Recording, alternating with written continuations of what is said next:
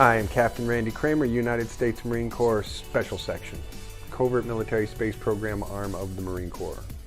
And can you describe the difference between Solar Warden and Radient Guardian? Sure. So in the same way here in America that we have, the Navy divides into a couple of different fleets, like we have an Atlantic fleet and a Pacific fleet, because it would be too many ships with too great a distances to manage if you put all of those vehicles and all of that personnel under one fleet command.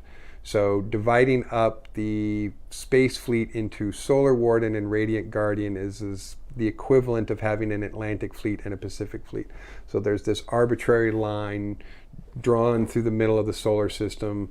Radient Guardian gets one side, Solar Warden gets the other side, so that if they have to respond to something, they don't have to go all the way across the solar system, just part of the way across the solar system on their particular half. In our last interview, you mentioned that some of these craft were trading beer and children's clothing. Where do they actually pick that up here on planet Earth? The drop-off points. Right. So there are import-export companies who are given the responsibility of fulfilling the contracts that we have with these other species. So let's just say that one of these import-export companies gets a contract that says they have to get 500,000 units of beer and 1 million units of children's clothing over the next 6 months. So that company is going to make the purchases for those units of beer and for those units of children's clothing from around the world. They'll spread it out. They won't just call up one manufacturer and have them, fill the order from one company.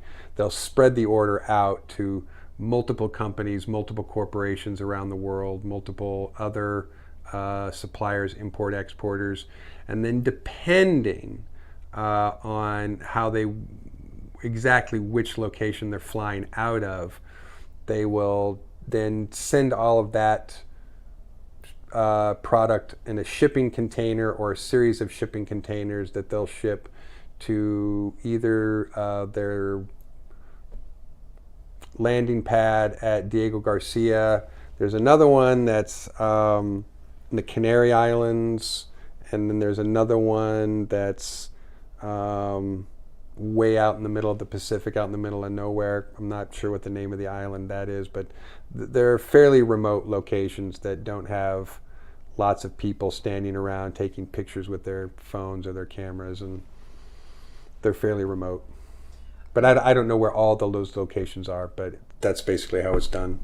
I'm not sure if it was William Tompkins who said this, but some of these crafts are actually manufactured in a facility under the Wasatch Mountains in Utah. Yeah, that facility. Yeah, I mean that we definitely have manufacturing facilities that we make ships here on terrestrial soil, and certainly in the United States of America here. Most of the facilities that we have here that are our remote construction facilities are anywhere from sort of Nevada to New Mexico to Arizona to Utah, that whole sort of southwest desert region. A lot of wide open space there.